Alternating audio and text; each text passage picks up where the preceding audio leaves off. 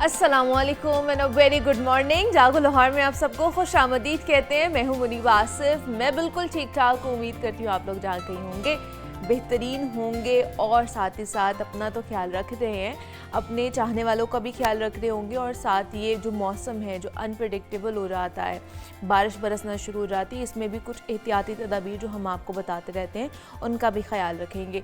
मौसम के हवाले से भी बात करेंगे, लेकिन अभी कुछ टेक्नोलॉजी के हवाले से बात कर लेंगे क्योंकि गुज़श्ता कुछ अशरों में टेक्नोलॉजी के शोबे में बेपनाह इजादात हुई हैं जिनकी वजह से घरों और काम करने की जगहों के अलावा मेडिकल साइंस, ट्रांसपोर्ट, मवासलात, दिफा और दीगर शोबा है ज़िंदगी में बहुत बड़ी तब्दीलियाँ रूनुमा हुई हैं।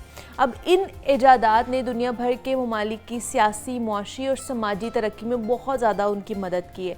अगरचे इंटरनेट तक रसाई ने हर एक को बाइख्तियार बना दिया, लेकिन जो नौजवान है ना, उनके लिए माशरती ज़िंदगी में हिस्सा लेने के मौके कुछ ज़्यादा बढ़ा दिए।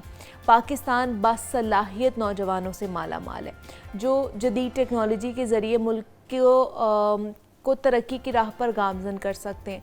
लेकिन हर वो शय जो उनको पुरकशिश लगती है वो फ़ायदे और नुकसान जाने बगैर उसका बेदरेग इस्तेमाल करते चले जाते हैं। अब इसकी जो शुरुआत है ना, वो छोटे बच्चों को खामोश करने के लिए मोबाइल फ़ोन्स पर वीडियो दिखाने से होती है और उसका बेदरेग इस्तेमाल जहां नौजवानों को जिस्मानी तौर पर कमज़ोर कर रहा है और सुस्त और काहल बना रहा है, वहीं ज़हनी सलाहियतों पर भी बुरी तरह उनके असरअंदाज हो रहा है। कहते हैं कि हारी हुई बाजी को दोबारा जीत में बदला जा सकता है, मगर तहज़ीब व सकाफ़त की शिकस्त पूरी नस्ल को आपकी तबाह बर्बाद कर देती है। अगर हमने अपनी नस्लों को संवारना है ना, तो कहीं ना कहीं जो हमारे बड़ों की भी कुछ ऐसी रेशो है जिनको हमें ट्रेनिंग देने की ज़रूरत मेरे ख्याल से महसूस होती है। मुझे ये चीज़ फ़ील होती है, तो शायद मेरे जैसे और भी लोग हैं जिनको ये चीज़ फ़ील होती हो, तो इसका लाजमी ध्यान रखा करें आप लोग भी। तो ये हमारा आज का पैगाम था और अभी आगे बढ़ते हैं। जनाब, सुबह सवेरे कुछ खाने पीने की बातें हो जाएं क्योंकि इस वक्त नाश्ते की टेबल सजी होगी, हर कोई नाश्ता कर रहा होगा या कुछ लोग सोच रहे होंगे कि जनाब नाश्ता क्या बनाएं, क्या खाएं। और हम जैसे लोग जिन्होंने सुबह सुबह ऑफिस आना होता है वो तो कभी कभार नाश्ते के बगैर भी आ जाते हैं और कभी कभी नाश्ता करना होता है तो रात को ही सोच लेते हैं कि सुबह उठ के नाश्ता क्या करना है। खैर, ये तो नाश्ते की बात होगी है ना। अब कुछ मतलब चटपटे खाने जो है ना वो हम सबको पसंद होते हैं और ये वाला जो मौसम होता है बारिशों का, इसमें दिल कर रहा होता है चटपटी चीज़ें बनाई जाएं। ख़ास तौर पर ये जो घर में रिवायती खाने हैं, कढ़ाइयाँ, दाल, सब्ज़ी, इससे थोड़ा सा हट के ना चीज़ों का इस्तेमाल किया जाए और मज़ेदार रेसिपीज़ बनाई जाए। तो आज एक ऐसी ही मज़ेदार रेसिपी है जो हम आपके लिए लेकर आए हैं, बल्कि शेफ़ हमारे लिए लेकर आए हैं। हमने बैंगन का भरता तो सुना है कि घरों में बनाते भी हैं और मज़े का भी होता है। फिर कहीं ना कहीं मेरे घर तो जो कद्दू है ना उसका भरता भी बनता है। लेकिन आज जो है ना वो मैंने एक नई रेसिपी सुनी है, चिकन का भरता। मेरे लिए ये बड़ी न्यू थी चीज़ कि बैंगन का भरता खाया है, कद्दू का भरता भी खाया है, चिकन का भरता कैसे बनेगा और वो कितना मज़ेदार होगा। वो हम शेफ़ अली के पास चलते हैं और उनसे जानते हैं कि ये चिकन का भरता है क्या। तो शेफ़ अली, आपको वेलकम कहते हैं। जागो लाहौर में कैसे हैं आप? ठीक ठाक हैं? अल्हम्दुलिल्लाह, शुक्र अल्लाह। शेफ़ अली, हमने बैंगन का भरता खाया है। जी जी। मेरे घर में कद्दू का भरता भी बनता है। जी जी, ऐसे ही है। लेकिन चिकन का भरता ये तो मैं पहली दफ़ा सुन रही हूँ। जी, आज मैं चिकन का भरता आपको बना के दूंगा, इंशाल्लाह आपको पसंद आएगा। अच्छा, हाँ जी। तो सबसे पहले वेजिटेबल लेनी है। ओके। कैरेट और कैप्सिकम, इसको करना सोते। सोते करके फिर इसमें चिकन डालना है हमें। अच्छा,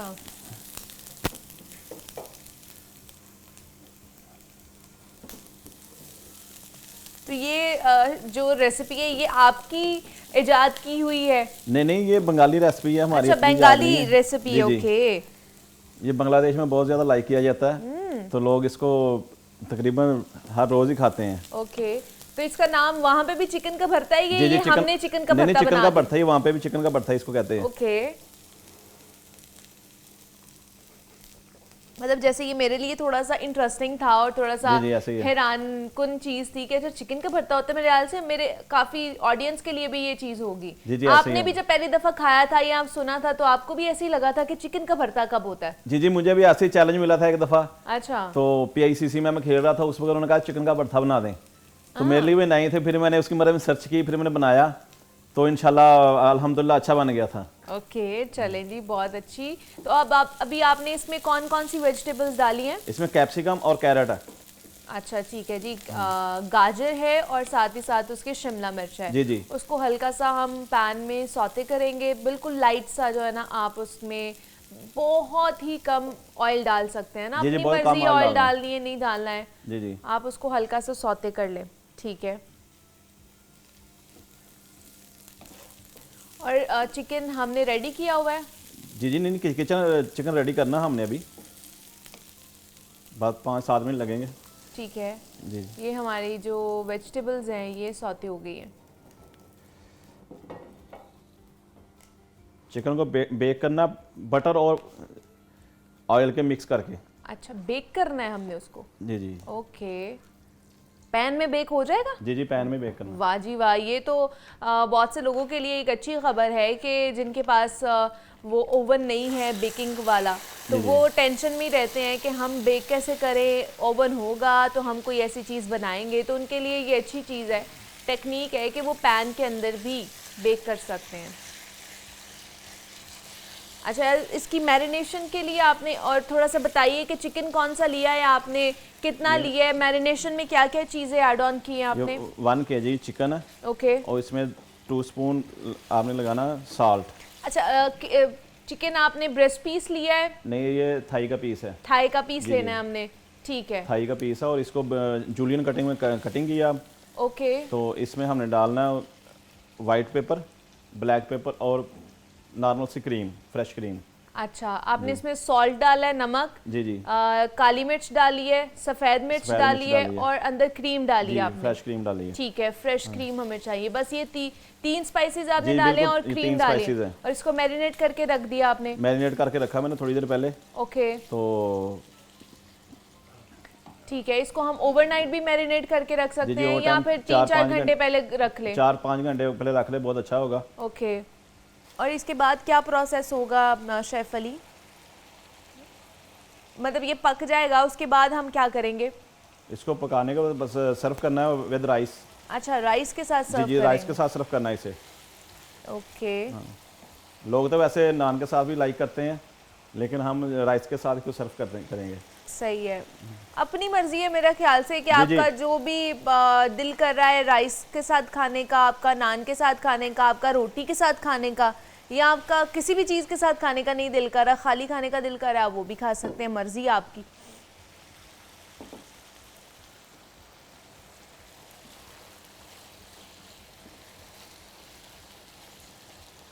अच्छा, यूजुअली हमारे घरों में जो भरता भी थोड़ा सा बनता है ना, 2 तरह के भी भरते बनते हैं ना। एक दही वाला भी बनता है, दही के बगैर वाला भी बनता है। जी, ऐसे ही है। मेरे घरों में तो यही बनता है, 2 तरह के बनते हैं, दही के बगैर भी और दही वाला भी। तो हमारे इसमें दही नहीं जाएगा, ये दही के बगैर वाला चिकन का भरता है। दही की जगह पे क्रीम जाएगी इसके अंदर। क्रीम डाली है, ओके जी। बस 5-7 मिनट में रेडी होने वाला। तो अब इसके बाद राइस बनाने हैं। ओके जी, राइस भी स्पेशल बनाने हैं आपके लिए। अच्छा, क्या बात है। राइस में क्या क्या स्पेशल डाल रहे हैं आप? राइस में हम डाल रहे हैं स्पेशल जीरा। ओके, पहले भी आपने जीरे वाले चावल खाए होंगे, लेकिन आज हमको आप स्पेशल चावल बना के देंगे आपको। सही है, ठीक है जी। जीरे वाले राइस आज हम इसके साथ बनाएंगे। जी। ठीक है, तब तक जब हमारा चिकन रेडी होता है, हमारे राइस बनते हैं, तो हम आपकी मुलाकात अपने दूसरे गेस्ट से भी कराते हैं। कुछ बात कर लेते हैं जनाब ट्यूमर्स के हवाले से। पाकिस्तान में ना ट्यूमर के मरीज़ों की तादाद ख़तरनाक हद तक बढ़ती जा रही है और ख़ास तौर पर ख़वातीन और बच्चों में इसकी शरह तशवीशनाक है। हर 9 में से एक खातून ब्रेस्ट ट्यूमर का शिकार हो रही है, जबकि कैंसर केसेस में हर 10 में से एक बच्चा ब्रेन ट्यूमर और ब्लड कैंसर का शिकार हो रहा है। न्यूरो सर्जरी के तकरीबन 30% केसेस दिमागी ट्यूमर से मुताल्लिक होते हैं, मगर उसके बावजूद मुल्क में तहकीक, तशख़ीस और जदीद इलाज की सहूलियात थोड़ी सी महदूद है। देही इलाकों में देखा जाए तो 70% मरीज़ बर वक्त तशख़ीस से महरूम रहते हैं और जिसके बायस अक्सर केसेस जो है वो आखिरी स्टेज पर हमारे सामने आते हैं। तो आज के प्रोग्राम में हम यही जानने की कोशिश करेंगे कि ट्यूमर्स क्या हैं, कैसे पहचाना जा सकता है और इसका बर वक्त इलाज किस हद तक मुमकिन है। तो इस पर बात करने के लिए हमारे साथ बहुत ही ख़ास मेहमान हैं आज जिन्होंने हमें ज्वाइन किया है। एक तो आमना अली हैं, डॉक्टर आमना अली ने हमें ज्वाइन किया है, क्लिनिकल न्यूट्रिशनिस्ट है, डाइटिशियन है। आमना, आपको वेलकम कहते हैं जागो लाहौर में। कैसी हैं आप? ठीक ठाक है? Thank you so much Muniba, मैं ठीक हूँ, आप कैसी हैं? मैं भी बिल्कुल ठीक ठाक। और साथ ही साथ हमें प्रोफेसर डॉक्टर तैयबा वसीम ने भी ज्वाइन किया है और प्रिंसिपल हैं अल्लामा इकबाल मेडिकल कॉलेज की और उनकी जो गायनी का डिपार्टमेंट है उनकी हेड भी हैं, जिन्ना हॉस्पिटल से भी उनका ताल्लुक़ है। तो आज उन्होंने बहुत अरसे बाद जो है ना मेरी और डॉक्टर साहिबा की मुलाकात हो रही है। डॉक्टर साहब, आपको वेलकम कहते हैं जागो लाहौर में। कैसी हैं आप? ठीक ठाक हैं? बिल्कुल, बहुत बहुत शुक्रिया फॉर द इनवाइट और बहुत शुक्रिया कि आपने टाइम निकाला और आप आ गई हैं, वरना बड़ा स्केड्यूल टाइट होता है ना डॉक्टर्स का भी, और ख़ास तौर पर जब आप एक चीज़ को हेड कर रहे होते हैं। तो आप ही से स्टार्ट करूंगी डॉक्टर साहिबा, ये जो ट्यूमर्स हैं ख़ास तौर पर, इसकी थोड़ी सी बताइए कि ये क्यों इतना ज़्यादा केसेस बढ़ते जा रहे हैं हमारे पाकिस्तान में, अगर इस रीजन की बात की जाए तो। अच्छा, ये आपने बड़ा ही आज इम्पॉर्टेंट टॉपिक चुना है। अगर आप ब्रेस्ट कैंसर को देखें तो लीडिंग कॉज है हमारी ख़वातीन में ब्रेस्ट कैंसर, और साउथ ईस्ट एशिया में पाकिस्तान में बहुत ज़्यादा इसका नंबर है। 1 in 8 वुमेन की रेशो है ऑलमोस्ट। तो इसकी ट्यूमर की ना बेशुमार वजूहात होती हैं। पहली बात तो ये बताना ज़रूरी है कि हर ट्यूमर कैंसर नहीं होता है। मतलब 80% ऑफ द ट्यूमर्स जो है ना वो कैंसर नहीं होते, लेकिन जो 20% होते हैं उनकी तशख़ीस अर्ली करना बहुत ज़्यादा इम्पॉर्टेंट है। और ट्यूमर जो है ना उसकी बहुत सारी वजूहात होती हैं। इसके जेनेटिक म्यूटेशन से लेके न्यूट्रिशन से लेके वायरल एटियोलॉजी, बहुत सारी इसकी वजूहात हैं। उसमें ये होता है कि जो आपके ट्यूमर का जो आपका सेल्स है ना वो एबनॉर्मली मल्टीप्लाई होना शुरू हो जाते हैं। अच्छा। और उनकी ग्रोथ चेक नहीं होती, तो वो एक गदूद की फॉर्म में अगर आप देखें तो, अगर आपको चेस्ट में सोचें तो गिल्टी आपको महसूस होती है। छोटी से लेके वो आहिस्ता आहिस्ता आहिस्ता बड़ी होनी शुरू हो जाती है। अब जो कैंसरस ग्रोथ है ना उसकी कुछ अलामात होती हैं जो कि पब्लिक को पता होनी चाहिए। अच्छा, सबसे पहले तो ये जैसे आपने कहा कि 80% जो गिल्टियां हैं वो कैंसरस नहीं होती हैं, नहीं होती, 20% हो सकती हैं। तो इसका मतलब ये है कि आपको कभी ऐसी कोई खुदा न खास्ता गिल्टी हो जाए तो घबराना नहीं है सबसे पहले कि ओहो ये तो कैंसर हो गया, शायद हमें गिल्टी का मसला हो गया, गिल्टी निकल आई है। तो घबराना नहीं है, सुन ले कि उसके साइंस एंड सिम्टम्स क्या हो सकते हैं, कैंसर जो बनाती है गिल्टी उसके क्या साइंस एंड सिम्टम्स हो सकते हैं। अच्छा, जो गिल्टियाँ ख़तरनाक नहीं होती ना, पहले तो बात ये कि जैसे मैंने कहा 80% में कुछ नहीं होता, ठीक है। जो 80% ख़तरनाक नहीं होती ना वो स्लो ग्रोइंग होती हैं जनरली। अगर आपको फील भी हो ना तो आपको लगेगा कि महीने 2-3 बाद वो वहीं के वहीं उसी स्टेज पे पहुंची हुई है, वो कोई फैल नहीं रही है। वो भी क्यों बनती हैं? अच्छा, अबनॉर्मल क्यों हो जाते हैं वो जो सेल्स हैं? एबनॉर्मल क्यों हो जाते हैं, इसकी बेशुमार वजूहात हैं, कोई सॉलिड रीज़न अभी तक किसी को नहीं मिला। इसमें जो काफ़ी हद तक है ना वो जेनेटिकली होता है। जैसे अगर आप कहें तो पेरेंट्स मदर को होगा, उसके अलावा अगर आप देखें बाज़ दफ़ा कोई किसी को भी नहीं होता, फर्स्ट टाइम आपको हो रहा होता है। हाँ। उसमें एक ही जेनेटिक बहुत ज़्यादा रोल है। उसके अलावा न्यूट्रिशन पे काफ़ी इस पर थ्योरीज हैं। अच्छा। अब ये तो किसी को आइडिया नहीं है कि आपका कौन सा सेल मल्टीप्लाई करना शुरू करेगा और किस टाइम हो जाएगा। फैमिली हिस्ट्री एक डायग्नोस्टिक फैक्टर है कि जिन लोगों में फैमिली में पॉजिटिव होता है उनमें चांस ज़्यादा होता है। कैंसर्स कुछ फैमिली में रन करते हैं, सारे नहीं। जैसे आपका ओवेरियन कैंसर है, कोलोरेक्टल कैंसर है, ब्रेस्ट कैंसर है, ये फैमिली में रन करता है और चांसेस होते हैं कि जीन म्यूटेशन वहाँ से आ रही है जिसकी वजह से हो रहा है। बाकी सारी रीजंस, बहुत सारी रीजंस है कि टॉक्सिक एनवायरनमेंट है, स्मोकिंग है, कई कहते हैं केमिकल्स को एक्सपोज होते हैं लोग, उनके अंदर ये चांस होता है। तो these are all the various reasons. Various चीज़ें हो सकती हैं। अच्छा, साइंस के हवाले से आप तशख़ीस किस तरह हम कर सकते हैं घर पे ही खुद, कि अगर कोई गिल्टी बनी हुई है तो हम कैसे उसका पता लगवा सकते हैं कि आया ये कैंसरस है या फिर ये नॉर्मल है और उसका कोई खतरा नहीं है हमें? अच्छा, सबसे पहली बात तो ये है कि जब भी आपको गिल्टी महसूस हो ना, लोग ना, हमारे यहाँ प्रॉब्लम ये है कि लोग ना बहुत लेट करते हैं। जैसे आपने कहा ना कि देही इलाकों में ये सहूलतें कम हैं, पब्लिक अवेयरनेस कम है, और दूसरा ये कि कल्चरल टैबूज बहुत हैं। हाँ जी। मतलब ख़वातीन शर्माती हैं बात करते हुए, किसी को बताते हुए, और अगर अपनी बताएंगी तो सबसे पहले अपने घर वाले किसी को बताएंगी, अपनी सास को, अपनी खाला को, अपनी उसका नुकसान। ये आदमी ऐसे नहीं करते, वो डायरेक्टली उस मुस्तनद बंदे के पास जाते हैं, they don't discuss amongst themselves. हम खवातीन की आदत होती है कि घर में ही चुके रहती हैं, तो होता है घर कि की रेमेडी से ही इलाज कर लिया जाए। तो वो ये खवातीन की आदत है, they discuss it with each other ना, rather than a proper person.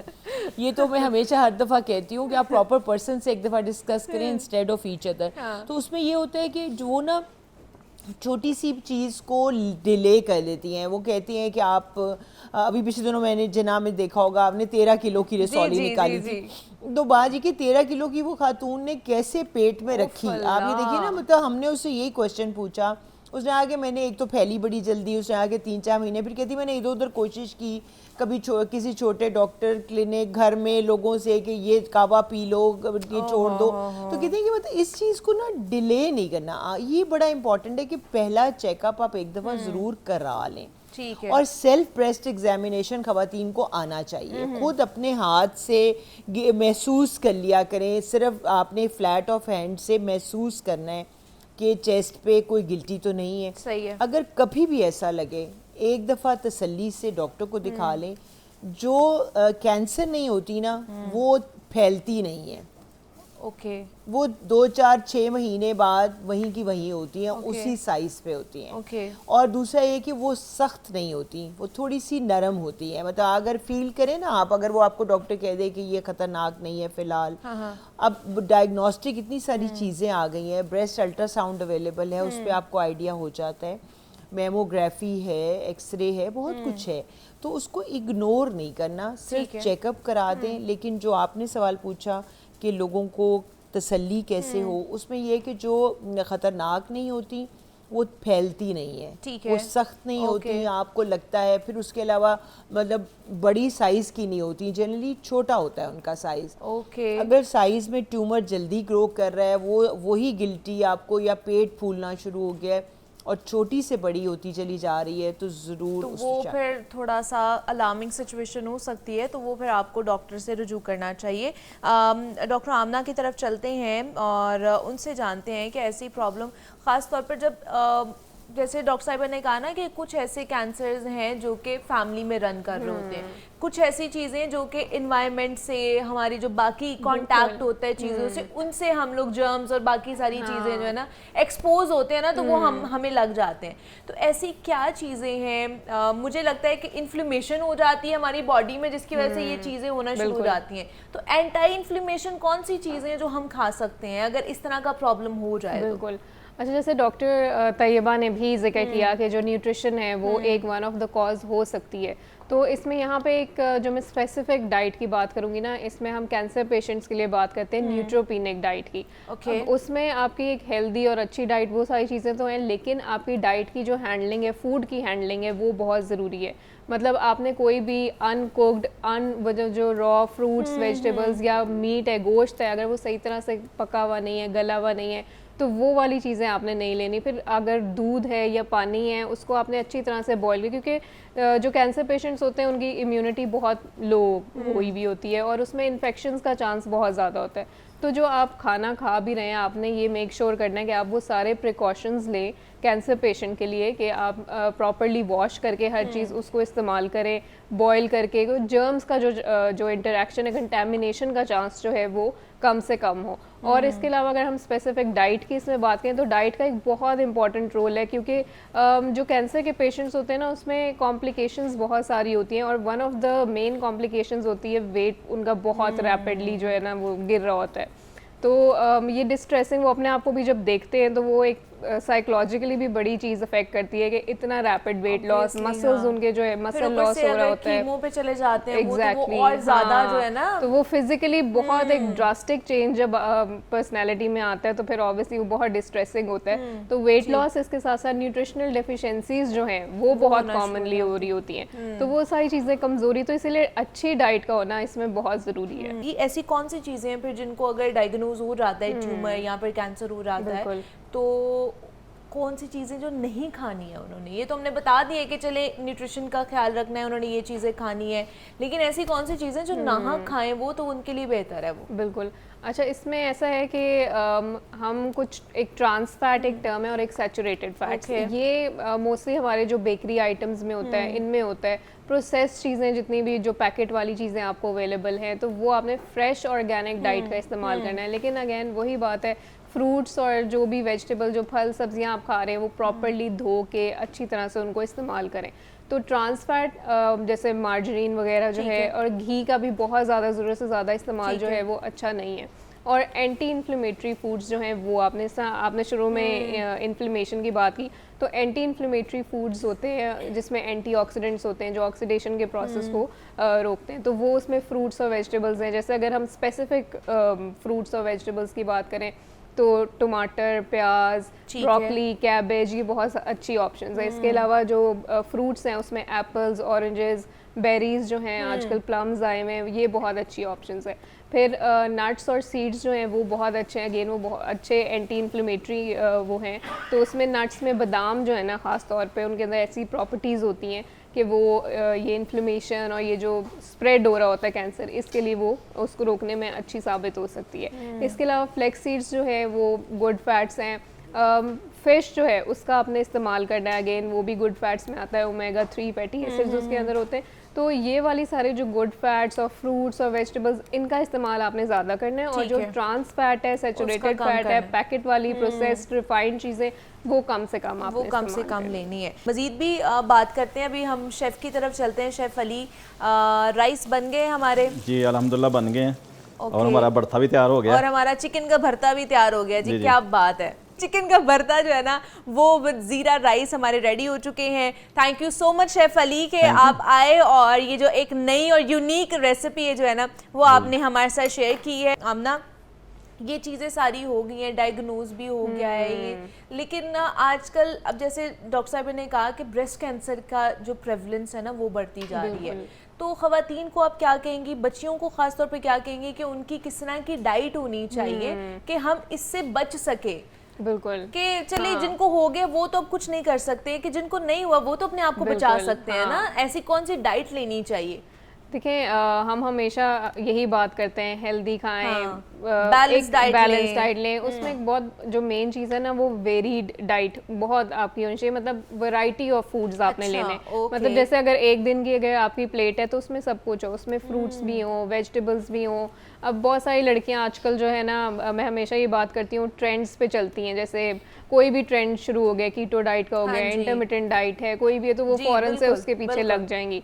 Intermittent fasting है, ब्लैक कॉफ़ी पी रहे हैं। अब हर चीज़ हर एक के लिए नहीं होती। तो आजकल माचा कॉफी चल रही है, माचा टी चल रही है बिल्कुल वही। तो जो ट्रेंड एक सेट हो जाता है सब ब्लाइंडली उसको फॉलो करने लग जाते हैं। फिर लड़कियां जो हैं ख़ास तौर पे वेट लॉस जो है उसको इतना ज़्यादा सर पे सवार कर लेती है कि उसमें उनकी हेल्थ किस तरह से कॉम्प्रोमाइज़ हो रही है वो ये नहीं देख रही होती। हालांकि जो वेट लॉस है वो आपका हेल्दी डाइट के साथ भी हो सकता है। तो मैं हमेशा, जिस तरह डॉक्टर साहब ने भी कहा कि हेल्थ केयर जो भी आपका एक्सपर्ट है, अगर जो भी आपके वेट के इश्यूज़ हैं तो आप किसी nutritionist, dietitian, health care expert से आप कंसल्ट करें जो आपकी बॉडी टाइप के लिहाज से कस्टमाइज्ड डाइट आपके लिए बनाए। क्योंकि जो एक हेल्थ केयर एक्सपर्ट होता है वो सब चीज़ों को कंसिडर करता है कि आपकी कोई मेडिकल हिस्ट्री तो नहीं है, कोई ऐसा प्रॉब्लम तो नहीं, और वो फिर आपको डाइट जो है वो देता है। तो लड़कियों के लिए मेरा मैसेज यही है कि आपने अगर वेट लूज़ करना है, वेट गेन करना है, कोई भी इश्यूज़ हैं तो हेल्थ केयर एक्सपर्ट से आप डेफिनेटली रब्ता करें और हमेशा हेल्दी चॉइसेस की तरफ जाएं। बैलेंस डाइट लें, अपनी फिजिकल एक्टिविटी जो है ना वो रखें,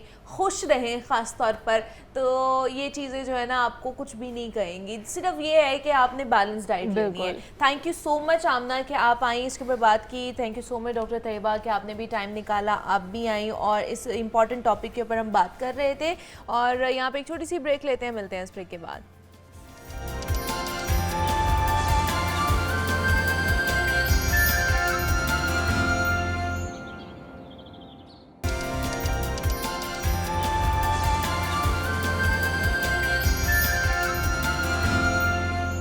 वेलकम बैक टू जागो लाहौर। जनाब, अब कुछ बात कर लेते हैं लाहौर शहर के हवाले से और लाहौर की ट्रैफिक के हवाले से बात कर लेते हैं। पहले कुछ प्रॉब्लम्स हमें फ़ेस करनी पड़ती थी जहाँ पर डिसिप्लिन की खिलाफ वर्जियाँ की जाती थी, वन व्हीलिंग की जाती थी बहुत ज़्यादा, जिसकी वजह से हादसात का भी शिकार होते थे लाहौरिये। फिर उसके बाद हेलमेट नहीं पहना जाता था, चालान होते थे। अब जो है ना हेलमेट नहीं पहनेंगे तो आपके ख़िलाफ़ कार्रवाई होगी और कार्रवाई होगी कि FIR होगी और आपको गिरफ़्तार भी किया जाएगा। इसके अलावा मुख्तलिफ़ कैंपेन्स जो है ना वो ट्रैफिक पुलिस की तरफ से लगाई जाती हैं, की जाती हैं, ताकि हाँ आम शहरियों को डिसिप्लिन में रखा जाए जब वो सड़क पर आते हैं। ये बड़ा ज़रूरी है कि जब आप सड़क पर निकलें तो आप डिसिप्लिन में रहें, अपनी लेन में रहें, ओवरटेकिंग ना करें, स्पीड में ज़्यादा ना चलाएं गाड़ी या मोटरसाइकिल, ताकि आप हादसा पेश ना आ जाए। तो ऐसी और मज़ीद कौन कौन सी चीज़ें हैं, क्योंकि लाहौर पुलिस की जो है वन व्हीलर्स और कम उम्र ड्राइवर्स के ख़िलाफ़ कार्रवाइयाँ इस वक्त जारी हैं, इस पे कितनी कार्रवाइयाँ की गई हैं, कितने लोग पकड़े हैं, किस तरह के बाकी जो कैंपेन्स हैं, ख़ास तौर पर हेलमेट के ख़िलाफ़ जो कैंपेन चल रही है उसमें क्या क्या कह लें कि कारआमद साबित हुई है वो कैंपेन, इस पे बात कर लेते हैं। सबसे पहले तो डॉक्टर फ़ाहद अहमद हमारे साथ स्टूडियोज़ में मौजूद हैं, SSP ट्रैफिक पुलिस लाहौर हैं। डॉक्टर फ़ाहद, आपको वेलकम कहते हैं जागो लाहौर में। कैसे हैं आप? ठीक ठाक हैं जी, थैंक यू। और साथ साथ मुदस्सिर हुसैन, नुमाइंदा लाहौर न्यूज़ ने भी हमें ज्वाइन किया। मुदस्सिर, आपको भी खुश आमदीद कहते हैं जागो लाहौर में। डॉक्टर फ़ाहद, आपसे ही बात करेंगे। लाहौर पुलिस वक्तन फ़वक्तन ये कार्रवाइयाँ करती रहती है, कैंपेन्स करती रहती है। अब वन व्हीलर्स के ख़िलाफ़ और कम उम्र ड्राइवर्स के ख़िलाफ़ जो है वो कार्रवाई जारी है। कितनी मौसर साबित हो रही है, क्या कार्रवाई की जा रही है, कितने लोग जो है ना वो गिरफ़्तार हुए हैं? ये कैंपेन्स तो हमारी ऑन गोइंग ट्रैफिक पुलिस की चलती रहती हैं। इस वक्त क्योंकि गवर्नमेंट का एक विजन जो रोड सेफ्टी के हवाले से है, जिसमें चीफ मिनिस्टर की भी बड़ी एक्सप्रेस डायरेक्शंस हैं कि इसको हमें 100% रोड सेफ्टी इंटरनेशनल स्टैंडर्ड्स के ऊपर लाहौर को लेकर आना है जी। और उस हवाले से जो कैंपेन्स इस वक्त हमने, सबसे पहली जो ज़रूरी बात है वो जो हमारे राइडर्स हैं, बाइक राइडर्स हैं, जो ट्रैवलर्स रोड पे हैं, उनकी रोड सेफ्टी के हवाले से है। और जैसे आपने अभी इंट्रो में बताया कि जो रोड है वो एक जॉइंट प्रॉपर्टी है तमाम शहरियों की, तमाम सिटीजन्स की। उसमें सबका राइट है उस रोड के ऊपर सेफली ट्रैवल करने का। और यही इस जो कैंपेन है इसका मकसद है कि जो लोग अपने ज़ाती कंडक्ट की वजह से दूसरों के लिए भी ख़तरा का बायस बन रहे हैं और अपनी जान को भी ख़तरे में डाल रहे हैं, उसे रोका जाए। और इसमें जैसे कि अभी आप बता रही थी कि क्रैश हेलमेट जो है वो एक सबसे बुनियादी सेफ्टी स्टैंडर्ड है किसी भी मोटरसाइकिलिस्ट के लिए। हमारी जो ट्रैफिक कंपोजिशन है ख़ास तौर पे लाहौर शहर की, उसमें जो 65% जो व्हीकल्स हैं वो मोटर बाइक्स यूज़ हो रही हैं। और मोटर बाइक्स के लिए जो क्रैश हेलमेट है, देखें जितने बाकी जो ट्रैफिक के कवानीन या रूल्स हैं उनको आप देखेंगे तो वो आपकी सेफ्टी और दूसरों की सेफ्टी दोनों को के लिए ज़रूरी होते हैं। लेकिन जो हेलमेट का इस्तेमाल है ये तो प्योरली जो बंदा राइड कर रहा है उसकी सेफ्टी के लिए बिल्कुल। और अभी एक रिसेंट सर्वे जो पाकिस्तान सेफ्टी काउंसिल की जानिब से भी हुआ है, उसमें जो हेलमेट का इस्तेमाल है वो 50% रिड्यूस कर देता है डेथ के चांसेस को जी। और 75% वो रिड्यूस कर देता है फेटल इंजरीज को, जो कि आपके लिए लॉन्ग टर्म में भी माजूरी का बायस बन सकती हैं, जिसके असरात जो हैं वो बड़े ख़तरनाक हैं बॉडी के लिए। तो ये एक इंतहाई ज़रूरी चीज़ है।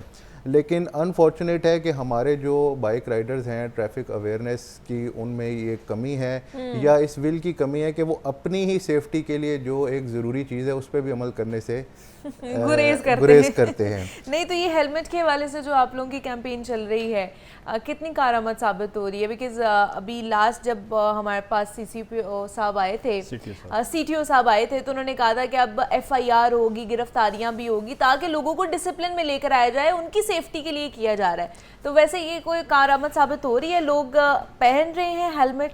अभी जो 3 दिन पहले सर्वे करवाया गया चीफ ट्रैफिक ऑफिसर की जानिब से, आपको बताया, जैसे आपने खुद भी बताया कि ये एक स्पेशल कैंपेन अभी हमने इस मंथ में स्टार्ट की थी, और जो सर्वे कराया गया तो इस वक्त लाहौर की तमाम जो ओवरऑल शाहराएँ हैं उन पे 85% कंप्लाइंस लेवल है। यानी कि अगर आपके इस वक्त 100 मोटरसाइकिलिस्ट रोड पे ट्रैवल कर रहे हैं तो उसमें से 85 लोग जो हैं वो हेलमेट का इस्तेमाल पे आ गए हैं। और उसकी बड़ी वजह यही है कि जो ट्रैफिक पुलिस ने एक रोबस्ट एक्शन किया है।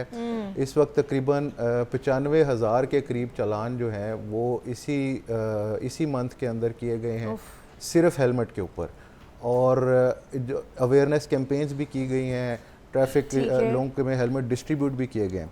और यहाँ पे मैं खुद भी, हम लोग senior officers, chief traffic officer खुद भी क्योंकि रोड पे जाते हैं, हम लोग लोगों से पूछते हैं कि वो हेलमेट का इस्तेमाल क्यों नहीं कर रहे, ख़ास तौर पे हमारे नौजवान जो हैं वो क्यों नहीं करते।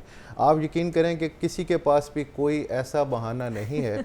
सब लोग जो है वो छोटे छोटे पैटी बहाने बनाते हैं कि हम यहाँ से कोई चीज़ लेने आए थे, घर के करीब ही थे, या गर्मी बहुत ज़्यादा लगती है, क्योंकि उसके बारे में कोई ऐसा जवाब नहीं है। और हम अब उनको सिर्फ इसी बात पे यही बता रहे हैं कि आप कोई भी जवाब जो है वो आपकी ज़िंदगी से ज़्यादा कीमती नहीं है। एग्जैक्टली। तो इस वजह से ये इस कैंपेन के तहत अभी, और लेकिन हमारा जो लाहौर ट्रैफिक पुलिस का चीफ ट्रैफिक ऑफिसर का ये एक फर्म रिजॉल्व है कि जब तक आखिरी मोटरसाइकिलिस्ट भी हेलमेट नहीं पहनेगा, हम इस लाहौर में इसके ऊपर सख्त तरीन कैंपेन जो है वो कंटिन्यू रखेंगे। अच्छा, गालिबन मुझे याद पड़ता है कि ये लूडर रिक्शे और चिंची रिक्शों के लिए भी पॉलिसी आई थी, बनाई गई थी ट्रैफिक पुलिस की तरफ से कि ये लोग भी हेलमेट पहने, तो उसके ऊपर इम्प्लीमेंटेशन हो रही है। देखें, जो चिंची रिक्शा है उसके आगे एक मोटर बाइक ही होती है। हाँ। और वो भी तो उतनी, उसके लिए भी वही थ्रेट्स हैं, वही उसके ऊपर थ्रेट्स हैं। और अभी हम, क्योंकि इस वक्त जो मौजूदा कैंपेन है उसमें ज़्यादा फोकस 2 व्हीलर बाइक पे है, लेकिन इसमें नेक्स्ट फेज़ में जब हम इसको 90% से ज़्यादा इम्प्लीमेंट कर लेंगे, फिर चिंची रिक्शा के लिए भी मैंडेटरी है हेलमेट का यूज़ करना। और हम इसमें मेरे ख्याल में ये आ गया कि वो ज़्यादा ट्रैफिक हादसा का शिकार होंगे, क्योंकि उन्होंने आगे पीछे इधर उधर लोडेड होता है, तो फिर अपनी ज़िंदगी की बजाय दूसरों की ज़िंदगी भी खतरे में। आप देखें ना, खतरे में डालेंगे। रिबा एक चिंची रिक्शे पे हमने बच्चे भी देखे हैं, बड़े भी देखे हैं, बूढ़े भी देखे हैं, 7-8 लोग बैठे हुए होते हैं उसके ऊपर, 10 लोगों की जिंदगियों को, और उससे भी ज़्यादा जो लोगों से ज़्यादा जो उसको वो ओवर डायमेंशनल ओवरलोड कर लेते हैं। आपने देखा होगा बड़े बड़े इवन सरिये तक और इस तरह की जो चीज़ें हैं, कंस्ट्रक्शन का मटेरियल रखा होता है जो कि इर्द गिर्द की गाड़ियों के लिए भी खतरे का बायस बनता है। तो इसलिए चिंची के ऊपर हमें एक डेफिनेट पॉलिसी की भी ज़रूरत है, और जो अभी करंट जो हमारे पास अवेलेबल फ्रेमवर्क है उसमें हम इसके ऊपर मज़ीद सख्ती करने जा रहे हैं। अच्छा, दूसरा डॉक्टर फहद, ख़ास तौर पर वार्डन्स के हवाले से भी थोड़ा सा बताइए कि आए रोज़ उनके ख़िलाफ़ भी कंप्लेंट्स आती रहती हैं कि जी, एक तो अगर कोई बाइक वाला उन्हें देखकर, जिसने हेलमेट नहीं पहना, वो वापस जाने की कोशिश करता है तो वो भी उसके पीछे दौड़ना शुरू कर देते हैं। किसी गाड़ी को उन्हें रोकना हो तो वो सड़क के जो है ना दरमियान में आके उसको रोकने की कोशिश कर रहे होते हैं। फिर ये भी कंप्लेन की जाती है कि वार्डन्स की तरफ से बदतमीज़ी भी की जाती है, बहुत सी ऐसी बातें भी हो जाती हैं। तो इसके हवाले से भी कोई ट्रेनिंग्स या कोई ऐसी चीज़ें की जा रही हैं ट्रैफिक पुलिस की तरफ से? इसमें सबसे पहली बात तो देखिए, मैं आपको एक ये ज़रूर बावर कराना चाहूँगा कि ये जो ट्रैफिक वार्डन जो काम कर रहा है सड़क के ऊपर खड़ा होके, ये one of the hardest jobs है पुलिस के अंदर भी, और इवन और कोई भी आप गवर्नमेंट, क्योंकि बारिश है, तूफ़ान है, गर्मी है, उसने वहीं पे रोड पे मौजूद रहना है। हज़ारों गाड़ियाँ वहाँ पे, धुआं है, डस्ट है, उस सब से उसने करना है, और जाहिर है कि ये एक टफ़ जॉब है। और लेकिन क्योंकि अभी वेलफेयर के लिए हम उनकी पूरी कोशिश करते हैं, CTO साहब ने इसमें बड़े उनको वेलफेयर के स्टेप्स लिए गए हैं ताकि वो ख़ुद भी कंफर्टेबल रहें, वो अच्छे मूड में रहें, शहरियों के साथ अच्छे तरीके से बात करें, अच्छे तरीके से पेश आएँ। और अगर कोई वार्डन, इसमें बड़ी पॉलिसी बड़ी क्लियर है कि कोई वार्डन, आप चलान करना उनका फ़र्ज़ भी है, उनका राइट है, उनकी अथॉरिटी है। चलान करें, FIR रजिस्टर करें, उसको अरेस्ट करें, लेकिन उसके साथ मिसबिहेव करना, बदतमीज़ी करना, ये ना उनका इख्तियार है, ना इसकी उनको इजाज़त है। और लोग कहते हैं कि मौसम की गर्मी जो है ना उनके मिजाज से दिख रही होती है। देखिए, वो एक नेचुरल ह्यूमन फैक्टर ज़रूर है, लेकिन मैंने बताया कि उसके ऊपर उनको किसी किस्म के अभी मिसबिहेवियर की फिर भी गुंजाइश नहीं है। शहरी के साथ बदतमीज़ी करने का, उसके साथ मैन हैंडलिंग करने का, और अगर कोई ऐसा करेगा, अभी ये रिसेंटली इसी मंथ के अंदर हमारे पास एग्जांपल्स हैं कि जिसमें डिसिप्लिन एक्शन भी लिया गया, इवन एक वाक़या फ़िरोज़पुर रोड में हुआ जिसमें किसी शहरी को जो है वो उन्होंने फिजिकली मैन हैंडल किया, तो उस पर FIR भी रजिस्टर कर दी गई और उनके कॉन्डक्ट को इसी तरह से अब कंट्रोल किया जा रहा है। फिर दूसरा, अभी आपने देखा होगा कि लाहौर पुलिस ने जो है वो ट्रैफिक कियोस्क्स बनाए हैं जितने हमारे जो मेन चौराहे हैं जहाँ पे ट्रैफिक, उसमें प्रॉब्लम ये होता है, देखें हम जब भी कोई ड्यूटी कर रहे होते हैं, कोई भी आप मीडिया का पर्सन हो, कोई पुलिस ऑफिशियल हो या कोई भी गवर्नमेंट इदारे का हो, जब आप रोड पे खड़े ड्यूटी कर रहे हैं तो ऑब्वियसली आपकी एक ह्यूमन नीड्स है, नेचुरल लिमिट है, आपको दरमियान में रेस्ट करने के लिए भी कुछ वक्त चाहिए, कुछ जगह चाहिए। तो ट्रैफिक पुलिस के पास जो अनफॉर्चुनेटली जो वार्डन्स ड्यूटी कर रहे थे उनके पास ऐसी भी कोई जगह नहीं थी जहाँ पे वो 5 मिनट 10 मिनट बैठ के रेस्ट कर सकें। तो अभी बड़े state of the art traffic kiosk जो हैं वो सिटी ट्रैफिक पुलिस ने बनाए हैं और उसमें चीफ ट्रैफिक ऑफिसर ने बड़ी उसमें स्पेशल इंटरेस्ट लेके, उसमें बड़ी पेन लेके हमने उसको इस तरह से डिज़ाइन किया है कि वो शहर की जो एक एस्थेटिक्स है उसको भी ख़राब ना करें और जो वार्डन है उसको वो सारी बेसिक फैसिलिटीज़ जो कि उसको रिक्वायर्ड हैं, जिसमें ना सिर्फ उसके लिए वो पंखा, पानी, एयर कंडीशनर या वो चीज़ें, बल्कि जो उसको कंप्यूटराइज्ड इक्विपमेंट चाहिए, जो चलाने के लिए उसको डाटा चाहिए, उसकी भी एक्सेस वहाँ पे दी गई है। और इसमें सॉरी मैं आपकी बात काट रहा हूँ, इसमें हम ये भी ट्रैफिक के जो लाइसेंसिंग के जो मैकेनिज़म्स हैं वो भी हम उसके अंदर इंट्रोड्यूस कराने जा रहे हैं ताकि जो हमारे शहरी वहाँ से गुजरे वो लर्नर लाइसेंस भी वहाँ से बनवा सके। फर्स्ट साहब मेरा एक भी क्वेश्चन है कि कल एक बंदा मुझे मिला, उसने कहा मेरा आज के दिन में जो है वो 2 दफ़ा चालान हो चुका है हेलमेट ना पहन पे। मैंने उसको कहा कि आप हेलमेट पहन लेते लेकिन अगर कोई जहाँ पे मेन स्टॉल लगा दिए जाए, यहाँ पे ट्रैफिक वार्डन चालान कर रहे हैं, तो वहाँ पे उसको कहा जाए चालान करने की बजाय कि आप हेलमेट ले आइए, ज़्यादा बेस्ट आइडिया नहीं है बजाय कि देखिए हेलमेट जो है वो एक बड़ी इजीली अवेलेबल और एक्सेसिबल जो है वो एक कमोडिटी है, उसमें ऐसा नहीं है कि उसकी कभी भी अवेलेबिलिटी का इशू रहा है। और ये जो शहरी जो एक वो 2000 का चालान भर रहे हैं, मैं आपको यकीन दिलाता हूँ कि हेलमेट का रेट उससे कम ही है कि इसमें जो ट्रैफिक अवेयरनेस है वो बड़ी ज़रूरी है और ये इसमें हमारे से भी ज़्यादा शायद अहम रोल जो है ना वो मीडिया का है, मैस मीडिया का, जो कि लोगों को इस चीज़ की अवेयरनेस बड़े मैसिव लेवल पे दे सकता है। देखिए हेलमेट की ना अवेलेबिलिटी का प्रॉब्लम है, ना उसकी सेफ्टी में कोई शक शुबा है, ना उसके इफादियत का कोई मसला है। ये सिर्फ अब लोगों को इस आदत पे डालना है कि वो हेलमेट के बगैर ना निकले। माए पेरेंट्स जो अब अपने बच्चों, जो बच्चा बाइक लेके निकल रहा है उसको वो खुद कहें कि बेटा ये तुम्हारी अपनी सेफ्टी के लिए, अपनी हिफाजत के लिए, क्योंकि खुदा ना खास्ता अगर उनके उस प्यारे को कोई ऐसी सीरियस इंजरी हो गई तो जो उनको परेशानी होगी वो इससे वो बच सकते हैं। ठीक है जी, ये सारे मामलात थे ट्रैफिक पुलिस के हवाले से, लाहौर की ट्रैफिक के हवाले से जिनको हमने डिस्कस किया है। डॉक्टर फ़ाहद अहमद हमारे साथ मौजूद है, SSP ट्रैफिक पुलिस लाहौर हैं। मुदस्सिर हुसैन ने हमें ज्वाइन किया था। बहुत शुक्रिया डॉक्टर फ़ाहद, थैंक यू कि आप आए। मुदस्सिर आपका भी बहुत शुक्रिया। आप ब्रेक लेते हैं, यहाँ पे मिलते हैं इस ब्रेक के बाद।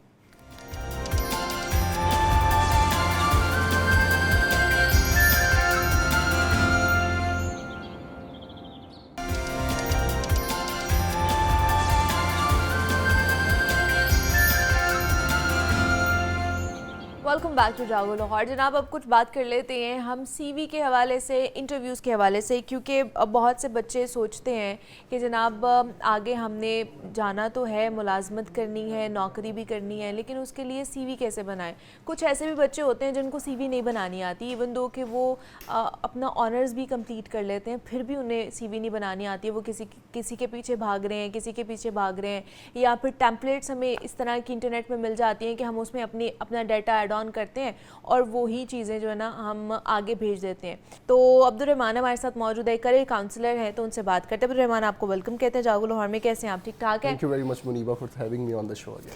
अब्दुर्रहमान, CV से स्टार्ट कर लेते हैं। CV बनाना कितना आसान है और कितना मुश्किल है? कुछ लोगों को मुश्किल लगता है तो वो नहीं बनाते हैं, कुछ लोगों को कहते हैं वो हमारे फिंगर टिप्स पे है, हम फौरी तौर पे बना लेते हैं। तो चले आसान मुश्किल बात की बात है, किस तरह की होनी चाहिए? ये एक मेरे ख्याल से बड़ा ऑथेंटिक क्वेश्चन है कि किस तरह की होनी चाहिए हमारी CV। मेरे ख्याल से बहुत अहम बात है और ये वो चीज़ है कि बहुत सारी चीज़ें ऐसी होती हैं कि जो बहुत आसान दिखाई देती हैं बज़ाहिर, और हम उन चीज़ों को इग्नोर कर देते हैं ये सोचते हुए कि ये तो आसान है, हम कर लेंगे। लेकिन जैसे ही आप उन चीज़ों से एक्सपोज होते हैं, you enter that premises, that environment, आप उस चीज़ से एक्सपोज होते हैं तो आपको पता चलता है कि मेरी तो तैयारी नहीं है। अक्सर बहुत से लाइक बच्चे इम्तिहानात में बहुत आसान सवाल गलत कर देते हैं। उसकी रीज़न ये है कि उन्होंने उस चीज़ की जो इम्पोर्टेंस है उसको ओवर कॉन्फिडेंट होते हुए ओवर रूल किया एंड देन उनको वो प्रॉब्लम आ गई। सीवी एक सबसे इम्पॉर्टेंट एलिमेंट है पोस्ट डिग्री, जब आप किसी भी जॉब इंटरव्यू के लिए जाते हैं, आप किसी भी नौकरी के लिए अप्लाई करते हैं। अब देखिए, आपकी लाइफ एफएससी के बाद जब यूनिवर्सिटी के अंदर एंटर होती है तो डायनामिक्स चेंज हो जाती है। अब आपका ताल्लुक आपके प्रोफेशनल करियर के साथ है, आपकी प्रोफेशनल लाइफ के साथ है। अब आपने प्रैक्टिकल एग्जीक्यूशन करनी है उन चीज़ों की जो आप over the course of your academic career आप वो चीज़ें सीखते हुए आए। सीवी एक नॉन वर्बल कम्युनिकेशन है। सीवी आपका एक पहला इंटरेक्शन है अपने रिक्रूटर के साथ। देखिए, जब आप किसी से मिलते हैं, वो अक्सर कहावत हमने सुनी है ना कि first impression is the last impression. So CV is basically the first impression जो आपका आपके रिक्रूटर के साथ होता है। और मैं आपको एक और चीज़ बताता चलूँ कि बहुत सारे ममालिक के अंदर लोग ऐसे एक्सपर्ट्स हायर करते हैं कि जो आपकी राइटिंग को देख के हुए अंदाज़ा लगाते हैं कि इसकी पर्सनैलिटी कैसी हो, आपने लिखा कैसे, आपने उस चीज़ को प्रेजेंट कैसे किया। सो आपकी सीवी से ही वो आपकी पर्सनालिटी एनालिसिस कर लेते हैं कि either this person is going to be a good fit or not. एक बहरहाल एक परसेप्शन जरूर वो क्रिएट कर लेता है। अब सीवी होनी कैसी चाहिए? 60% ऑफ द मल्टीनेशनल कंपनीज, जिसको हम MNCs कहते हैं, वो ATS सिस्टम यूज करती हैं, एप्लीकेंट ट्रैकिंग सिस्टम। आप जब ऑनलाइन किसी भी बड़ी कंपनी के अंदर अप्लाई करते हैं और फॉर्च्यून 500 कंपनीज, जो दुनिया की टॉप 500 कंपनीज हैं, 98% जो है वो ATS सिस्टम्स यूज करती है। मैं इसकी इंपॉर्टेंस पे एम्फेसिस दे रहा हूँ कि बहरहाल जैसे जैसे ट्रेंड चेंज हो रहा है, सो यही ऑटोमेशन जो है वो हमें तमाम तर कंपनीज के अंदर देखने को मिलती है। अब रिक्रूटर से मिलने से पहले आपकी सीवी ATS सिस्टम से गुजरती है। आपने एक ऑनलाइन पोर्टफोलियो के ऊपर, एक ऑनलाइन पोर्टल के ऊपर आपने अप्लाई किया, आपने अपनी सीवी अपलोड की। वो जो ATS सिस्टम है वो सीवी को स्कैन करेगा, वो देखेगा कि इसके अंदर क्या वो एक्सपीरियंस मौजूद है जो हमारी रिक्वायरमेंट है, क्या वो कीवर्ड्स मौजूद हैं, क्या क्वालिफिकेशंस वो मौजूद हैं, क्या ये either this person is a right fit or not. Right fit CV का एनालिसिस ATS कर देता है और रिक्रूटर को वो स्कोर देता है कि मेरी इवैल्यूएशन के मुताबिक इस सीवी का कितना स्कोर है। A good CV should have above 80% score from ATS। अब सीवी दिखनी कैसी चाहिए? उसके अंदर ज्यादा ग्राफिक्स ऐड ना करें, लोगोस, आइकॉन्स, फोटोज आप ऐड ना करें, उसकी ज़रूरत नहीं है। अगर उनको आपकी तस्वीर चाहिए होगी तो वो कह देंगे कि सफ़ेद या नीले बैकग्राउंड के साथ एक एडिशनल तस्वीर जो है वो साथ अटैच कर दे। आपको सीवी पे अपनी तस्वीर लगाने की ऐसा ज़रूरत नहीं है। वो आपको इंटरव्यू के लिए बुलाएंगे ही आपको देखने के लिए, तो सीवी पर चेहरा दिखाने की ऐसा ज़रूरत नहीं है। आप अपना नाम लिखें और जॉब पोजीशन जिसके लिए आप अप्लाई कर रहे हैं वो उसके साथ मेंशन कर दें। उसके बाद मुनीबा, जो आपने सीवी बनानी है वो क्रोनोलॉजिकल ऑर्डर के साथ होनी चाहिए। अच्छा, एक वर्ड होता है क्रोनोलॉजिकल, एक होता है रिवर्स क्रोनोलॉजिकल। यहाँ पर दोनों टर्म्स में एज अ सिनोनिम यूज करूंगा। For example, the most recent one should come on the top. सही है। उसके बाद secondary, then tertiary job experience, and same goes with your education as well. मैंने अक्सर सीवीज देखी, बच्चे शुरू करते हैं मैट्रिक फलाने स्कूल से, एफएससी फलानी जगह से, and then the degree. No, your latest degree comes on top. Suppose कि अभी आपने जैसे अगर मैट्रिक का इम्तिहान दिया है, यहाँ पर BS किया है आपने, तो वो पहले होना चाहिए, उसके बाद इंटर होना चाहिए, फिर आपका मैट्रिक होना चाहिए। और बहरहाल आपको मैट्रिक ऐड करने की जरूरत ही नहीं है। आपके BS ऑनर्स डिग्री होने का मतलब ये है कि आपने इंटर और मैट्रिक बहरहाल किया हुआ है। So I just want to know your latest degree. कोशिश करें कि अपनी मोस्ट लेटेस्ट डिग्री डालें। अगर आपका BS और अगर आपने पोस्ट ग्रेजुएशन भी की हुई है, अगर उन दोनों में डिफरेंस है, फॉर एग्जाम्पल आपका जो BS का डिग्री प्रोग्राम है वहां पर आपकी जो स्पेशलाइजेशन है वो ह्यूमन रिसोर्स मैनेजमेंट में है, और ग्रेजुएशन में जाकर के आप कुछ और चीज पढ़ते हैं, कोई डिफरेंट सब्जेक्ट पढ़ते हैं, फिर वो लिखते हैं टू मेंशन 2 डिफरेंट स्पेशलाइजेशंस और निशेस, तो वो चीज मेंशन करें। फॉन्ट्स को इतने स्टाइलिश फॉन्ट्स यूज करने की जरूरत नहीं है। और क्या बहुत ज्यादा पैराग्राफ्स लिखने चाहिए या पॉइंट्स में हमें चीजें लिखनी चाहिए? आपको पॉइंट्स में मेंशन करनी चाहिए प्रिसाइज तरीके से। आप वहां कहानी नहीं सुना रहे। देखिए, बेहतरीन सीवी जो होती है, आइदर इट इज 1 पेजर जिसको हम रेज्यूमे कहते हैं, मैक्सिमम 2 पेजर। 2 सफ़ात से ज्यादा आपकी सीवी होनी ही नहीं चाहिए। दथा नहीं होना चाहिए, दथा नहीं होना चाहिए। बहुत इंपॉर्टेंट चीज है। ऐसा नहीं है कि 5 पेजेस हैं जी, मेरा बहुत एक्सपीरियंस है, दे आर नॉट इंटरेस्टेड। इसका मतलब है आपको वो एक्सपीरियंस प्रेजेंट करना नहीं है। एग्जैक्टली। आप एरियल फॉन्ट यूज कर सकते हैं, ठीक है, कैलिब्री फॉन्ट यूज कर सकते हैं, times new Roman font use कर सकते हैं। कोशिश करें इन 3 फॉन्ट्स के अलावा कोई और फॉन्ट इस्तेमाल आप ना करें। टेबल्स यूज ना करें, ठीक है। पेज का जो हेडर है, द टॉप सेक्शन जो कि एक सर्टेन लाइन से ऊपर है, एंड द फूटर जो एक बॉटम लाइन से नीचे है उसके ऊपर कुछ ना लिखें, क्योंकि ATS सिस्टम उस चीज़ को स्कैन ही नहीं करता। आपकी जो जॉब डिस्क्रिप्शन है, जो JDs आपके जॉब एडवर्टीजमेंट में मेंशन की गई हैं, चाहे वो लिंक्डइन से आपने पढ़ी है, चाहे वो किसी न्यूज़पेपर में है, चाहे वो व्हाट्सएप के थ्रू, बहरहाल जहां भी आपने पढ़ी है JD जरूर मेंशन होंगी। फॉर एग्जांपल एक टर्मिनोलॉजी मेंशन की गई है स्किल्स के अंदर कि हमें जो है वो प्रोजेक्ट मैनेजमेंट की स्किल होनी चाहिए, आप में जो है वो कोडिंग की स्किल होनी चाहिए, आप में स्ट्रॉन्ग वर्बल कम्युनिकेशन की स्किल होनी चाहिए। तो जब आप अपना स्किल्स का सेक्शन लिखें तो उसमें वही टर्मिनोलॉजी यूज करें। आप लिखें स्ट्रॉन्ग कम्युनिकेशन स्किल, आप कहें प्रोजेक्ट मैनेजमेंट, आप ऐसा ना लिखें मैनेजमेंट ऑफ प्रोजेक्ट्स, आप उसको एग्जैक्ट कीवर्ड दें प्रोजेक्ट मैनेजमेंट, सो दैट वो जैसे ही सिस्टम उसको स्कैन करे तो that is the right word के जो आपने उसको दिखाना था या आपने उसको फिल्टर आउट ना कर दे, वो आपको फिल्टर आउट ना कर दे। So that is very important thing. और जब आप अपनी CV बना रहे होते हैं तो उसको रियलिस्टिक रखें, बिकॉज ATS से स्कैन होने के बाद बहरहाल वो आपके रिक्रूटर तक जाएगी और एक ह्यूमन हैंड और ह्यूमन आई से जरूर गुजरेगी, तो उसको आप रियलिस्टिक रखें। सो ये चीज़ें बहुत इंपॉर्टेंट है मेरे ख्याल से, और बहुत सारे बच्चों को हम गाइड करते भी रहते हैं, और आपके प्रोग्राम के तवज्जो से भी अगर किसी को इस हवाले से पर्सनलाइज्ड गाइडेंस की जरूरत पड़ेगी तो we would love to do that. हमें इसमें प्रॉब्लम नहीं है, क्योंकि हम इस चीज़ को समझते हैं कि आपके लिए बहुत इंपॉर्टेंट है, and we are more than happy to. और आजकल वैसे भी टाइम है ना, बच्चों ने जाना भी है, फिर बच्चे यूनिवर्सिटी भी ढूंढ रहे हैं, उसके बाद उन्होंने सोचना है कि हमने क्या करना है, तो वो सारी चीज़ें आप ऐड ऑन कर सकते हैं। तो ये छोटी छोटी चीज़ें होती हैं जो आपकी पर्सनालिटी को और आपके करियर को बूस्ट करती हैं। इन चीज़ों से बहुत कह लें कि असर होता है जब आप जा रहे होते हो। तो इंटरव्यूज़ के लिए हम नेक्स्ट सेशन रखेंगे कि आपको इंटरव्यू किस तरह देना है, उसके लिए प्रिपरेशन कैसे करनी है, पहले क्या चीज़ें पूछी जा सकती हैं, तैयारी किस तरह करनी है, उस पर भी अब्दुल रहमान से आपकी मुलाकात कराएंगे अगले सेशन में। अभी के लिए Abdul Rahman thank you so much कि आप आए और CV पे बात की है हमने कि किस तरह CV बनानी चाहिए, इंप्रेसिव CV किस तरह की होनी चाहिए। जनाब अभी कुछ अपने मुआशरे के हवाले से बात कर लेते हैं, और आजकल जिस तरह का हमारा ड्रामाज आजकल जो बन रहे हैं हमारे, और जो स्टोरीज उसमें दिखाई जा रही होती है ना, उनका इम्पैक्ट हमारे जो घर में रहने वाले लोग हैं, हमारे देहात में रहने वाले लोग हैं, ओवरऑल हमारे माशरे के ऊपर बहुत ज़्यादा होता है। अब वो इस्लाही पैगाम तो दे नहीं रहे होते हैं, सिर्फ़ और सिर्फ रेटिंग्स के पीछे अंधाधुंध दौड़े होते हैं।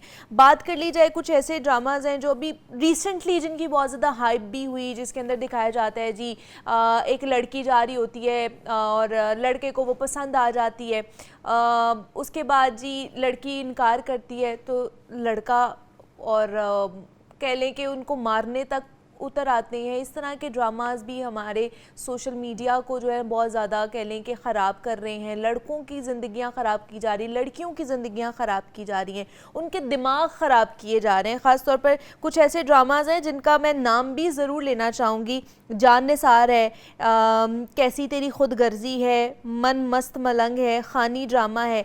ये वो सारे ड्रामे हैं ख़ास तौर पर जिनमें दानिश तैमूर ने एक हीरो का रोल प्ले किया हुआ है। अभी रिसेंटली सना यूसुफ वाला मामला हमारे सामने आया कि वो लड़का उसको पसंद करता था, उससे शादी करना चाहता था, उसने ना की। तो लड़की अगर ना कर देती तो ना का मतलब ना ही होता है। हमारे यहाँ पे ना टीचिंग लेसन्स देना शुरू कर देते हैं हमारा मुआशरा। ये जो मर्द हजरात हैं, लड़के हैं, सोशल मीडिया पे आके अगर कोई इन्फ्लुएंसर है तो उसको बताया जाता है कि तुम तो गलत कर रही हो, तुम्हारी तो आखिरत में अंजाम ये होगा।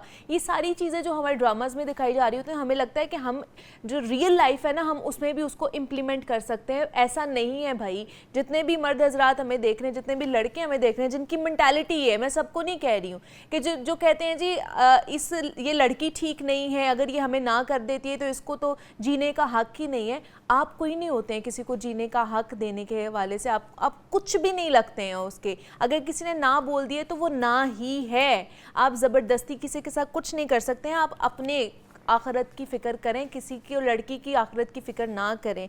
तो इसके ऊपर बात करते हैं कि ये मामला है क्या, ये जो ड्रामे हैं ये सिर्फ रेटिंग के लिए काम कर रहे होते हैं, हमारे माशरे को किस डगर पर लेके जा रहे हैं।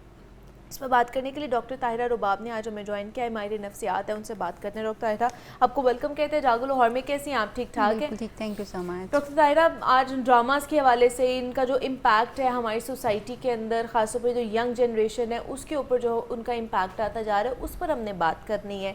आपको क्या लगता है ये जो ड्रामाज हैं ये वाकई इस्लाही तौर पर इम्पैक्ट डाल रहे होते हैं या फिर सिर्फ रेटिंग के लिए कोई भी स्टोरी जो है ना वो छाप देते हैं? मुनीबा, बहुत इम्पॉर्टेंट टॉपिक आज आपने रखा है और बहुत सारे टाइम पे, क्योंकि मैं खुद भी टीवी देख रही होती हूँ, आपको अवेयर रहने की ज़रूरत होती है। तो जब मैं ड्रामास देखती हूँ ना तो मुझे बड़ा सख्त अफसोस होता है कि मतलब व्हाट वी आर प्रेजेंटिंग, हम प्रेजेंट क्या कर रहे हैं कि जी हमारे माशरे में एक आदमी है जिसकी मैस्कुलिनिटी इतनी टॉक्सिसिटी के साथ है कि वो लड़की की ना को एक्सेप्ट नहीं कर पाता, उससे मोहब्बत पे अगर वो पीछा छुड़ा रही है तो उसके पीछे जा जाके उसकी फैमिली को तंग करना, उसको तंग करना। और ऐसे ख़ास तौर पे अनफॉर्चुनेटली दानिश तैमूर साहब और आगा अली जो हैं उनके ड्रामाज जो हैं ख़ास तौर पे इनके एग्जैक्टली उनके इन दोनों के ड्रामाज जो हैं ना वो अक्सर इसके ऊपर आते हैं। और अक्सर जो है ठीक है ये माशरे की अक्कासी कर रहे होते हैं, इसमें कोई शक नहीं कि ये माशरे की अक्कासी नहीं कर रहे होते, मगर अनफॉर्चुनेटली जो मैसेज बीच में डिलीवर किया जा रहा होता है ना वो है कि जी अच्छा लड़की की शादी होगी ज़बरदस्ती, अब वो सब कुछ ज़बरदस्ती हुआ है, उस की फैमिली भी बर्बाद हो गई, माशरे में भी वो रसवा हो जाएगी, लेकिन वो लड़की आहिस्ता आहिस्ता उस बंदे के साथ सेट हो जाती है। मतलब this is ridiculous, exactly ridiculous कि आप क्या प्रेजेंट कर रहे हैं कि एक औरत को आप ज़बरदस्ती भी अपने साथ रखेंगे, आप जैसे मर्जी रखेंगे, वो आखिरकार आपकी हाँ में हाँ मिला देगी। So this is what we are teaching people. अभी रिसेंटली मैं कल 2 दिन हो गए मैं लिंक्डइन को ना बड़ा रेगुलरली फॉलो करती हूँ। लिंक्डइन के ऊपर 2 वीडियोस जो है शेयर की गई छोटी बच्चियों की 7-8 साल की, जिसमें वो गली में प्ले कर रही खेल रही हैं, शायद आपकी नज़र से गुजरी होंगी, और एक कसूर की एग्जैक्टली मतलब ये वो चीज़ है जो हम सोशल मीडिया से, जो हम ड्रामाज फिल्मों से देखते हैं और फिर वही चीज़ें हम अपनी सोसाइटी में देख रहे इम्प्लीमेंट कर रहे होते हैं। सो दिस इज़ के हमारे माशरे में जब हम बार बार ये करेंगे कि जी मोहब्बत एक ऐसा बड़ा कोई चीज़ है जिसको आप ज़बरदस्ती भी हासिल कर सकते हैं, जो हमारे ड्रामास खास तौर पे दिखाते हैं, तो दैट इज़ रॉन्ग। आप सही प्रोडिक्ट नहीं, आप प्रेजेंट नहीं कर रहे चीज़ों को सही तरह से। और इसी तरह से दूसरा आपने ये देखा होगा कि कुछ चीज़ें ऐसी होती हैं जैसे साइकोलॉजिकल प्रॉब्लम्स के ऊपर जो है वो इश्यूज उठाए जाते हैं, जैसे नार्सिसिस्टिक पर्सनालिटी के ऊपर बहुत सारे ड्रामास बने, बट अनफॉर्चुनेटली उनका एंड अच्छा नहीं होता। एंड में हमेशा खातून जो एग्री बुरा बना दिया जाता है। बिल्कुल, उसकी मैंने बहुत सारे मुझे अच्छे लगे शुरू में ड्रामास के, अच्छा जी चलो एटलीस्ट किसी चीज़ के ऊपर बात हो रही है, मगर जब वो उसको प्रेजेंट किया जाता है मुझे लगता है कि वो ड्रामास जो लिखे जाते हैं, जो लोग लिखते हैं, दे डोंट कंसल्ट प्रोफेशनल्स, वो अपने ही वो जो अफसानवी दुनिया की एक उनकी अपने अंदर की कहानी चल रही होती है उसी को प्रेजेंट करते हैं। जैसे आपने सुना होगा वो एक ड्रामा बहुत मशहूर था हुमायूं सईद का, जिसमें वो औरत वाला एक डायलॉग बहुत मशहूर हुआ आयशा था खान के साथ जो था। आप ये देखें कि उस ड्रामे ने क्या इम्पैक्ट क्रिएट किया आपकी सोसाइटी के ऊपर, उसका डायलॉग था कुछ भी नहीं। मतलब इस तरह के ड्रामे अगर आपके माशरे की अक्कासी कर रहे हैं तो then you really need to think of कि आप अपने माशरे को दिखा क्या रहे हैं। And then media, social media और डिजिटल मीडिया हमारा, और जो मेन स्ट्रीमिंग मीडिया है, they are the primary mode कि वो आपकी शख्सियत को बनाने में मोल्ड कर देता है। हाँ, आपकी शख्सियत, आपकी ज़हन साजी, आपकी पर्सनैलिटी के ऊपर उनका बहुत ज़्यादा ये देखें ना, ये ड्रामाज में ही होता है ना कि अगर आपको कोई लड़की पसंद आ गई, जबरदस्ती पसंद आ गई, आप उसके पीछे पड़ गए हैं, वो ना भी कर रही, आप फिर भी उसके पीछे पड़ रही हैं। यही चीज अब हमारी सोसाइटी में भी होना शुरू हो गया है।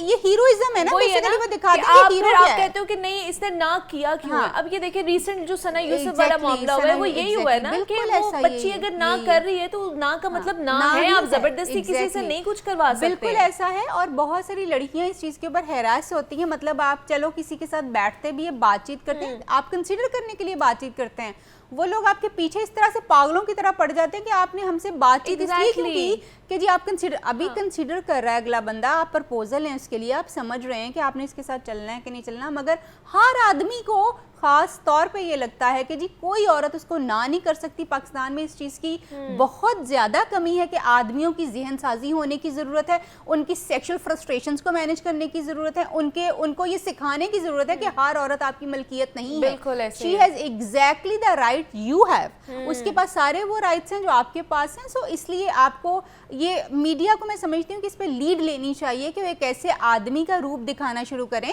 जो बड़ी डिग्निटी से, अगर उसको रिफ्यूज़ किया जा रहा है, उसको रिजेक्ट किया जा रहा है, तो उसको एक्सेप्ट करके किस तरह से उसको अपने लिए एक अच्छी चीज़ के तौर पे, और फिर वो मूव ऑन करता है। हमारे यहाँ पे जी मोहब्बत में इनकार हो गया, अब सारी ज़िंदगी आपकी बर्बाद होगी उसी के पीछे, आपने उसी के ख्यालों में रहना। आने वाली जो लड़की ज़बरदस्ती आपकी ज़िंदगी में शामिल कर दी गई क्योंकि फैमिली ने ज़बरदस्ती शादी करानी है, आपकी शादी होगी, अब वो सारा कुछ वो भुगतेगी। मतलब व्हाट इज़ दिस के जी आप कर क्या रहे हैं? आपने क्या आपकी मोहब्बत नाकाम होगी, इसमें दूसरे बंदे का कोई कसूर नहीं है।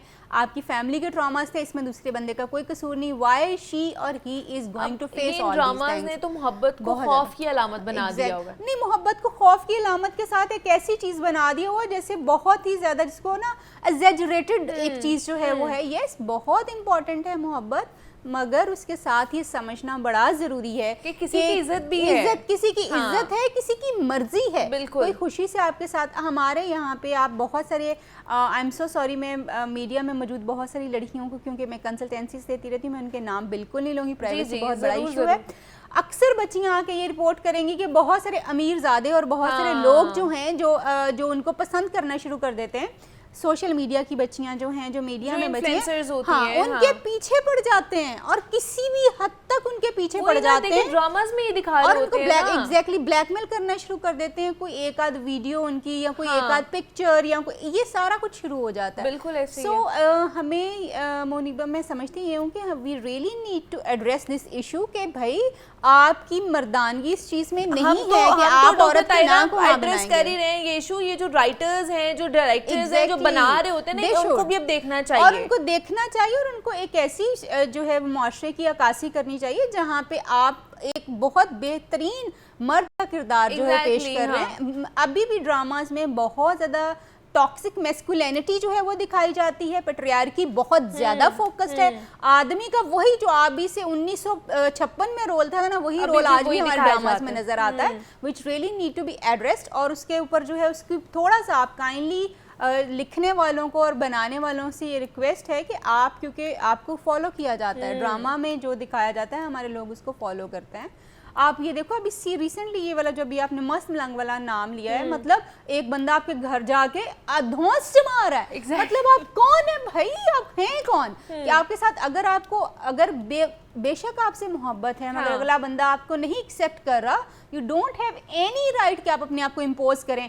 पाकिस्तान में हम सिर्फ ये सिखा रहे हैं कि अगर आपने रिलेशनशिप बनाना, और खास तौर पे किसी लड़की के साथ रिलेशनशिप सिखाना है, तो आप उसके सर पे सवार रहना है, आप उसको थ्रेट करें, आप उसकी फैमिली को थ्रेट करें, उसकी फैमिली को थ्रेट करेंगे, आप उसका खाना पीना, उठना बैठना, आना जाना सब कंट्रोल करेंगे और उस पर नजर रखेंगे। This is a way of, मतलब मैं समझती हूँ ये शेमफुल एक्ट है जो मीडिया के ऊपर और ड्रामास में दिखाने की कोशिश की जा रही है। ये हमारी सोसाइटी को बिल्कुल ख़राब कर रहा है। इसने आदमियों को, वो एक्चुअली उनका दिमाग माइंड मेकअप किया हुआ है जिसमें वो एक्सेप्ट करने को तैयार नहीं है। उनको लगता है कि लड़की की ना, उनकी ईगो की ना हो गई है, उनकी ज़ात की नफ़ी हो गई है। They really need to understand कि जब आप किसी भी इंसान के घर प्रपोजल भेजते हैं शादी का, तो आप उस बंदे को ये राइट दे रहे हैं कि वो हाँ करे या ना करे। तो आप उसकी हाँ और ना के मालिक नहीं हैं, आपने उसको आज़ादी दी। इसलिए बस हमने ये कोशिश की कि आज थोड़ा सा इसके ऊपर बात किया जाए। आपने तो मेरी दुखती रख दिया ताकि जो राइटर्स जो है ना वो ड्रामा लिख रहे हैं या जो डायरेक्टर ड्रामा बना रहे होते हैं वो थोड़ा बहुत देख लें कि आपके ड्रामास की वजह से जो सोसाइटी में इम्पैक्ट है वो किस तरह का जा रहा है, किस तरह के केसेस हमारे सामने आ रहे हैं, तो थोड़ा बहुत ख्याल हमें करना चाहिए। डॉक्टर ताहिरा रुबाब हमारे साथ मौजूद थी। Doctor Tahira, thank you so much, आप आइए, इस पर बात की है। मुझे इजाज़त दीजिए, अपना ख्याल रखिएगा, अल्लाह हाफ़िज़।